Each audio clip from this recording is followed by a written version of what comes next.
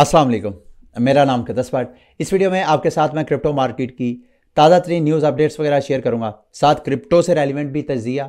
और वीडियो के लास्ट में जाके मैं कल पाकिस्तान में इलेक्शन होने जा रहे हैं, उस हवाले से चंद मज़ीद गुजारिशात आपकी खिदमत में पेश करना चाहता हूँ। और मुझे नहीं मालूम, कल इलेक्शन है, हालातों वाक़यात से यही तासुर जा रहा है कि शायद हुकूमत पाकिस्तान या पाकिस्तान के जो मुख्तदर हल्के हैं वो आवाम को फ़िलहाल तो आंसरेबल नहीं है, लेकिन ये मुख्तदर हल्के के हवाले से ऐसे लग रहा है कि कल के दिन वो इंटरनेट की सर्विसेज बंद रखेंगे। और उस सूरत में शायद मैं कल आपके साथ क्रिप्टो मार्केट की अपडेट्स वगैरह ना शेयर करूं। इसको वीडियो को लास्ट में जाकर डिस्कस करेंगे। लेकिन कल सोलाना की ब्लॉकचेन फाइनली, जब मैंने वीडियो रिकॉर्ड की थी उस वक्त चोक थी, जैम थी, लेकिन कुछ घंटों बाद सोलाना की ब्लॉकचेन दोबारा ऑनलाइन होगी और सोलाना की ब्लॉकचेन के ऊपर नए नए ब्लॉक्स बनना शुरू हो गए। अब ये कोई 11वीं बार सोलाना की ब्लॉकचेन जो है वो चोक हुई है। कल डाइम का टोकन उसके एयर ड्रॉप की थी। मैं आज इस वीडियो में डाइम को थोड़ा इंटेंसिवली कवर करना चाहता हूँ।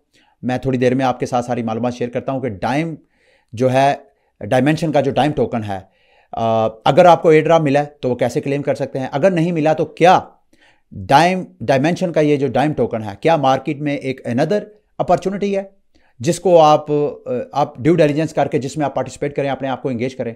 जितना मेरी इस हवाले से ओपिनियन है, नॉलेज है, जितना मैंने लर्न किया वो मैं आपके साथ शेयर करूंगा बाद में। और डायमेंशन का जो टोकन है, उनकी मेन नेट भी कहा जाता है कि 2-3 घंटे वो भी लेट हुई। अच्छा, ये आपके लिए जानना बहुत ज़रूरी है कि ब्लॉकचेन्स एक्चुअली वर्क कैसे करती हैं। सिंपलिस्टिक मैं आपको अगर बताऊं, वैसे तो आप नॉर्मली जब ये जो सेंट्रलाइज एक्सचेंजेस है जैसे बाइनांस, KuCoin, इस तरह की एक्सचेंजेस पे जो भी आप एक्टिविटीज़ कर रहे होते हैं, ट्रेडिंग कर रहे होते हैं, आप फंड एक वॉलेट से दूसरे वॉलेट में, या इवन P2P पे आप जो ट्रेड कर रहे हो, ये सब ऑन चेन एक्टिविटीज़ होती हैं। तो इस वजह से आपको इस तरह के कोई एक्सपीरियंस वगैरह से नहीं गुजरना पड़ता। लेकिन जब ऑन चेन एक्टिविटीज़ आप करते हैं तो वहाँ पर फिर जो ब्लॉकचेन के ऊपर हो रहा होता है उस ब्लॉकचेन को फिर आप लोग भी एक्सपीरियंस करते हैं। ये ब्लॉकचेन वर्क कैसे करती है, सादा अल्फाज में मैं आपको, आप एज अ यूज़र जब कोई ट्रांजैक्शन प्रोसेस करते हैं तो एक्चुअली आपके जो क्रिप्टो वॉलेट है आपकी प्राइवेट की के ज़रिए एक ट्रांजैक्शन इनिशिएट करता है। तो उस ब्लॉकचेन के ऊपर जो ट्रांजैक्शन का जो फर्स्ट स्टेप है, एज अ यूज़र आप उसको स्टार्ट करते हैं। उसके बाद आपकी ट्रांजैक्शन को एक डिलीवरी बॉय या डिलीवरी ऑब्जेक्ट कह लें आप, आरपीसी उनको बोलते हैं नॉर्मली। आरपीसी जो है वो आपकी ट्रांजैक्शन उठाता है और उस ब्लॉकचेन जिसकी आप ट्रांजैक्शन कर रहे हैं उसकी मेमोरी पूल में फेंक देता है, वहां पे डिलीवर कर देता है।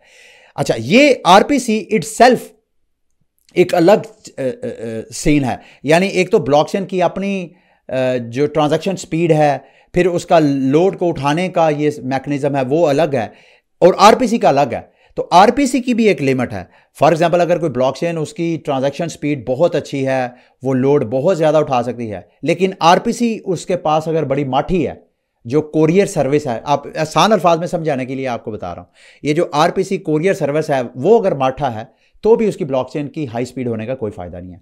तो आरपीसी उठा के उधर मेमोरी पूल में देता है। मेमोरी पूल में से जो माइनर्स हैं या वैलिडेटर्स हैं किसी ब्लॉकचेन के, वो मेमोरी पूल से ट्रांजैक्शंस उठाते हैं, ट्रांजैक्शन को वैलिडेट करते हैं और उसके बाद पूरे नेटवर्क में प्रोपागेट कर देते हैं कि मैंने ये ब्लॉक नया माइन किया है, आप सब कुछ इसको कंफर्म कर लें कि मैंने काम सही किया है या नहीं। जब सारे कंसेंसस बना लेते हैं, कोई मोर देन 50, 60, 70%, तो फिर वो ट्रांजैक्शन, वो नया ब्लॉक जो है उस ब्लॉक में नया एडजस्ट हो जाता है और सारे जो नोड ऑपरेटर्स होते हैं उन सब के पास उसका रिकॉर्ड जो है वो आहिस्ता आहिस्ता अपडेट होना शुरू हो जाता है। तो इस तरह सारी ब्लॉकचेन जो है वो करती है। अब मार्केट की तरफ आते हैं। बीटीसी पे ऐसा कोई ख़ास डिस्कस करने के लिए नहीं है। कल जिस प्राइस पे कल ट्रेड हो रहा था, ऑलमोस्ट उसी प्राइस पे बीटीसी ट्रेड हो रहा है। कुछ और मालूमात हैं वो मैं आपके साथ थोड़ी देर में शेयर करता हूँ। अब आते हैं dime token. Dime token almost सारी जो टॉप एक्सचेंजेस हैं उनके ऊपर लिस्ट हो गया। KuCoin के ऊपर अगर आप देखें, मैं हैरान हूँ कि KuCoin के ऊपर इसकी प्राइस जो है वो डंप होने की बजाय प्राइस जो है वो थोड़ा सा नीचे गई है, लेकिन प्राइस जो है वो आहिस्ता आहिस्ता अप्रिशिएट हो रही है। सवाल ये है, क्यों मैं इसको इसमें इंटेंसिवली कवर करना चाहता हूँ, ताकि आपको पता चले कि ये कितना बड़ा प्रोजेक्ट है। इसकी डिमांड इस वजह से बढ़ रही है, एक तो ये कि ये एक मॉड्यूलर ब्लॉकचेन है। मॉड्यूलर और मोनोलिथिक ब्लॉकचेन क्या होती है, चंद दिन पहले भी मैंने आपको बताया था। कोई भी ब्लॉकचेन है उसके ऑपरेशन को आप 4 हिस्सों में डिवाइड कर सकते हैं। एग्जीक्यूशन लेयर, उसकी कंसेंसस लेयर, उसकी डाटा अवेलेबिलिटी लेयर और इस सेटलमेंट लेयर। ये 4 लेयर्स हैं।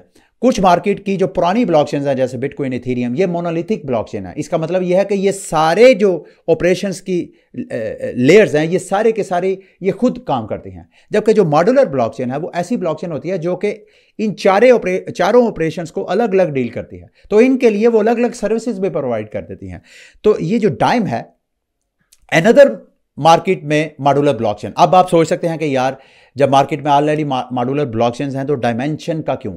इसके लिए मैं आपको रिकमेंड करूंगा, ये एक बड़ा बेहतरीन पूरा ट्विटर थ्रेड है, इसको आप स्टडी करें। मोटी मोटी मैं आपको बात बता देता हूं कि ये कॉस्मोस की ब्लॉकचेन के ऊपर एक लेयर 1 चेन है, जैसे इथेरियम एक लेयर 1 चेन है, उसके ऊपर एक L2 पूरा इकोसिस्टम है।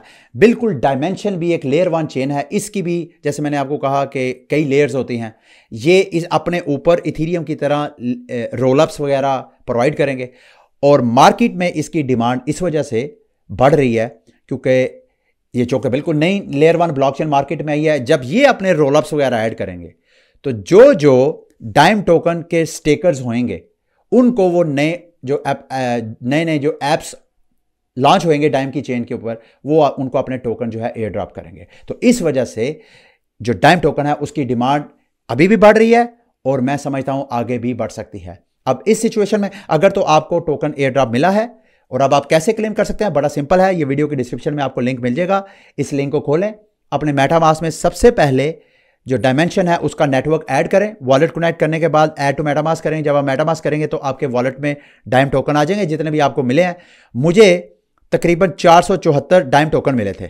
अब ये dime token normally airdrop जब मिलता है तो मैं मोस्टली वो टोकन मार्केट में डंप कर देता हूं इस उम्मीद के साथ कि यार फ्री मनी है। मुझे 474 डाइम टोकन मिले हैं जिनकी करंट प्राइस में अगर वैल्यू देखी जाए तो ये $2500 बनती है।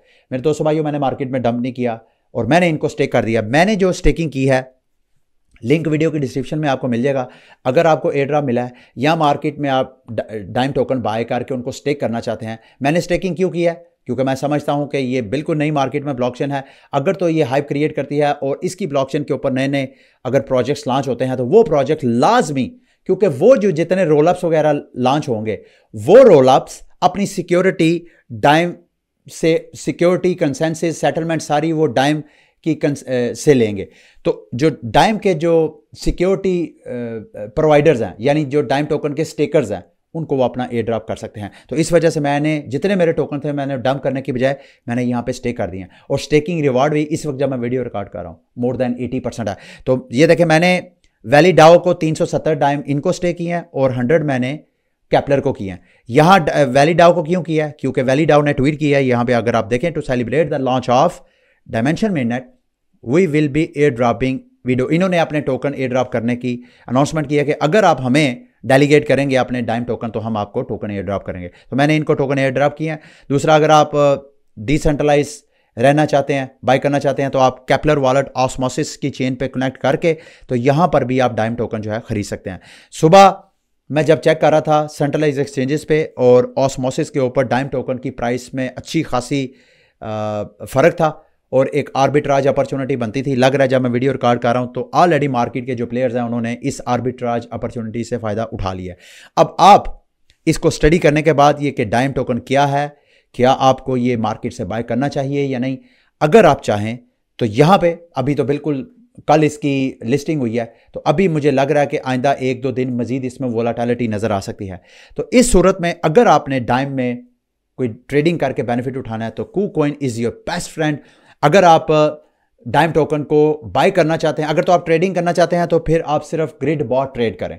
अगर आप टोकन सस्ते में खरीदना चाहते हैं और साथ साथ ट्रेडिंग भी करना चाहते हैं तो फिर Martin Gale is your best friend. Martin Gale की यहाँ पे आप बॉट ट्रेड लगाएं और जितने ज़्यादा आपको टोकन नीचे प्राइस जाती जाए, नीचे जो ड्रॉप है वो 1-2% रखें और जो प्रॉफिट है उसको 10% 15% आप कर सकते हैं अगर आपने सेल नहीं करना और आपने टोकन एक्यूमुलेट करने हैं तो इस तरह आप मार्टिन गेल की ट्रेड लगा के ज़्यादा से ज़्यादा डाइम टोकन ले सकते हैं। जब आपके पास डाइम टोकन आ जाए तो यहाँ पे आके आप स्टेकिंग कर सकते हैं। वीडियो के डिस्क्रिप्शन में ये सारे आपको लिंक मिल जाएंगे। वैसे भी आप पोर्टल में जाके स्टेकिंग पे आएंगे तो आपको ये स्टेकिंग का सारा प्लेटफॉर्म आपको मिल जाएगा, ठीक है। अच्छा जी, अब मार्केट की दीगर अपडेट्स की तरफ आते हैं। सबसे पहले खबर है कि माइक्रो स्ट्रैटेजी ने मज़ीद मार्केट से तकरीबन इन्होंने 850 BTC मज़ीद बाय किए हैं, और जो कि $37 मिलियन के वर्थ के बनते हैं।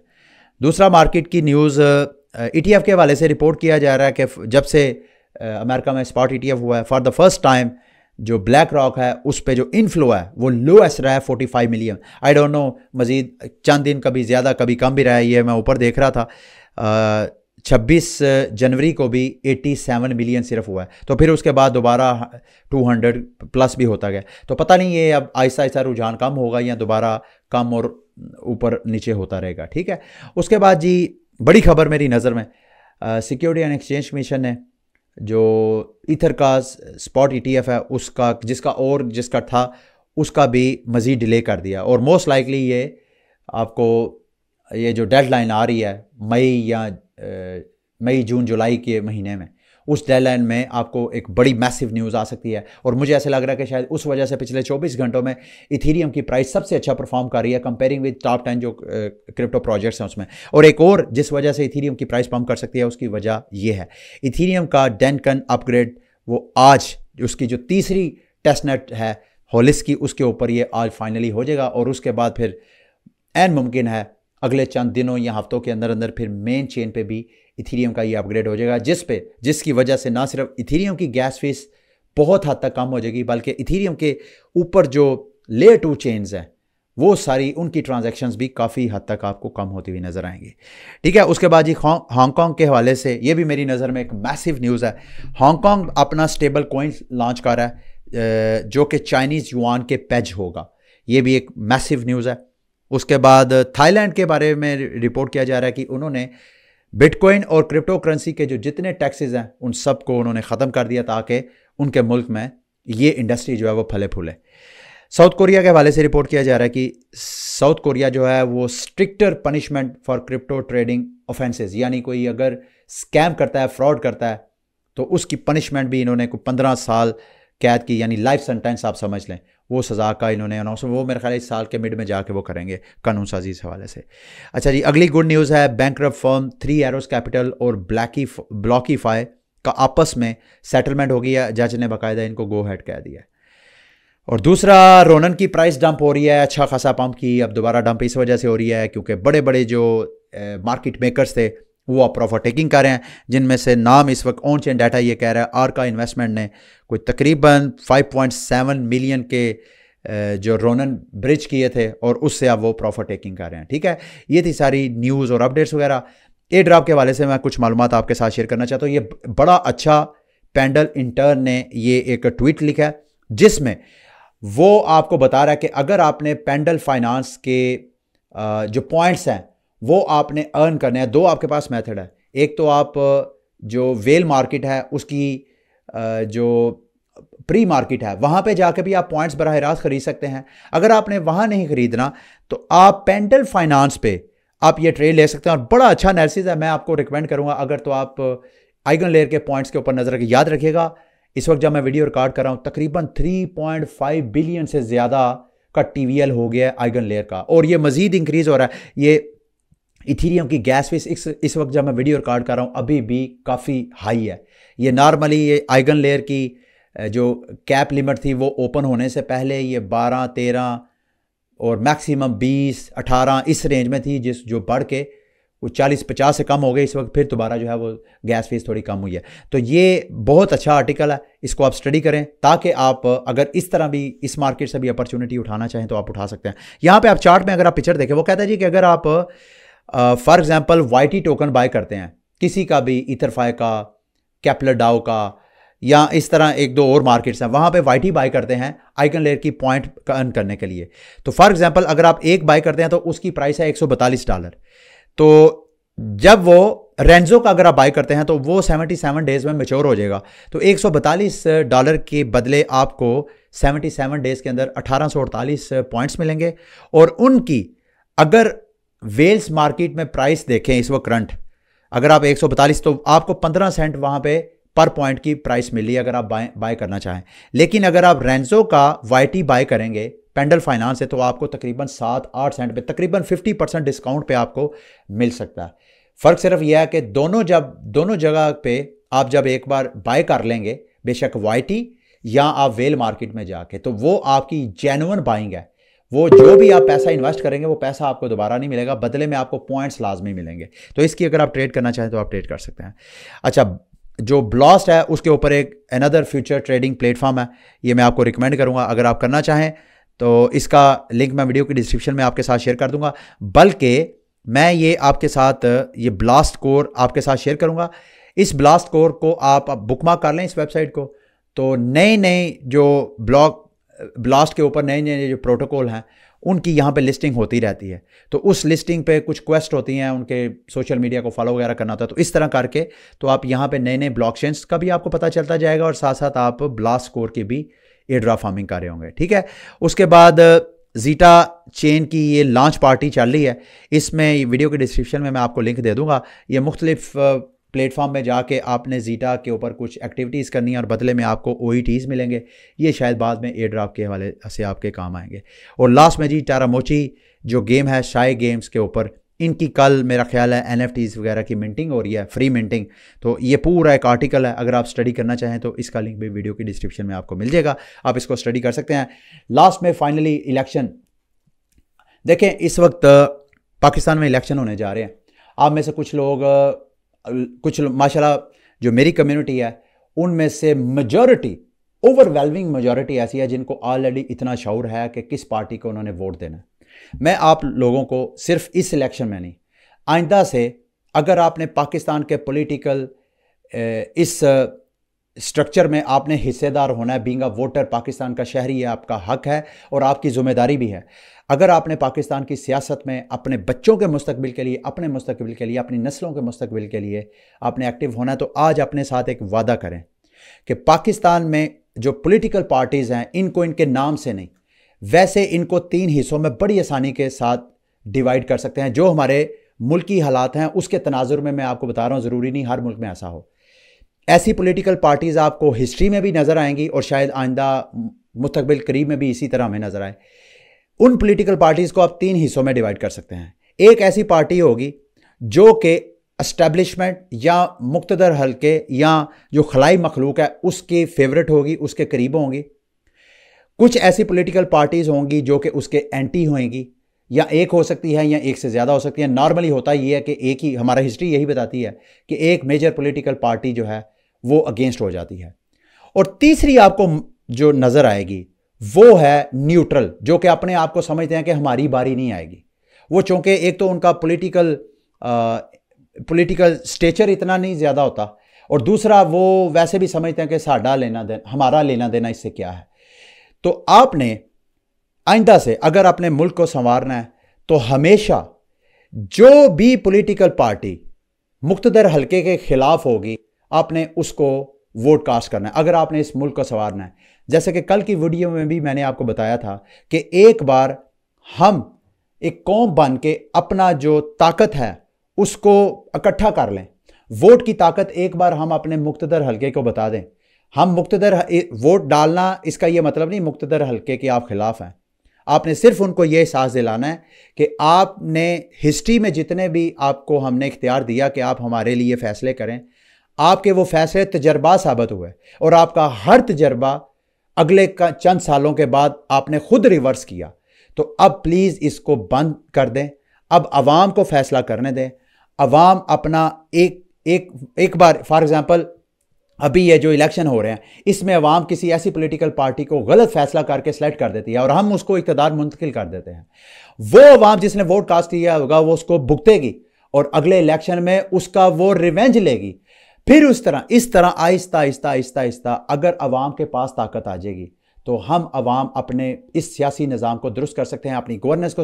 और दूसरा याद रखिएगा, जिस दिन मेरा मानना है कि अवाम की ताकत, इन सियासतदानों को पता चल गया कि अवाम पावरफुल है, वो इस अवाम की खिदमत भी करना शुरू कर देंगे। वो इस अवाम की खिदमत करते इसी वजह से नहीं है क्योंकि उनको पता है कि यहाँ अवामी ताकत से तो हमने आना नहीं है, ना ही हम अवाम को आंसरेबल हैं। हम यहाँ के जो मुक्तदर हल्के हैं उनके साथ अगर साज़बात कर लें, उनको अगर खुश रखें तो हमारा, हम जो भी करें हम उनको खुश रखें, हम उनकी बैक स्क्रैच करें, वो हमारी बैक स्क्रैच करें तो सब गुड है। तो खुदारा कल आपके पास आखिरी अपॉर्चुनिटी है एक कौम बनने की। और याद रखिएगा, इस वक्त सोशल मीडिया पे कैंपेन चलाई जा रही हैं कि आपको वोट डालने की ज़रूरत नहीं है, ये जैली इलेक्शन है। नहीं नहीं, आपने वोट डालना है, क्योंकि मुक्तदर हल्का इस वक्त मेन स्ट्रीम मीडिया और सोशल मीडिया पे एक्टिव है कि किसी तरीके से वो आपको डिस्करेज करे कि आप वोट ना डालें। आप वोट लाजमी डालें। और अगर आप एक कौम बनना चाहते हैं तो प्लीज़ अपने आप को डिवाइड ना करें। इस वक्त पॉलिटिकल पार्टी ना देखें। मेरे कुछ दोस्त हैं, वो कल मेरे पास आए, उन्होंने कहा जी कि मैंने टीएलपी को वोट देना। मैंने उनको कहा काश कि हालात सियासी होते और सारी सियासी जमातें आपस में लड़ रही होती, मैं बखुशी आपको कहता कि आप मुझे समझाएं क्यों मैं आपके साथ मिलकर शायद टीएलपी को देता। मैं इसी तरह नून लीगियों को कहता, सबको कहता। लेकिन इस वक्त जंग सियासी नहीं है, इस वक्त जंग है कौम वर्सेस मुक्तदर हल्का। और हमने उस मुक्तदर हल्के को बड़े पुरअमन तरीके से एहसास दिलाना है कि प्लीज़ आप बस कर दें, हमारे में मज़ीद आपके तजर्बात बर्दाश्त करने की हिम्मत नहीं है। ठीक है, ये थी मेरी आज की वीडियो। अगर ज़िंदगी रही तो कल, अगर हिम्मत रही तो कल, अगर इंटरनेट की सर्विस हुई तो कल आपके साथ वीडियो की जो क्रिप्टो मार्केट की मज़ीद अपडेट्स हैं वो आपके साथ मैं शेयर करूँगा, नहीं तो फिर परसों। अगली वीडियो तक के लिए मुझे इजाज़त। अल्लाह हाफ़िज़।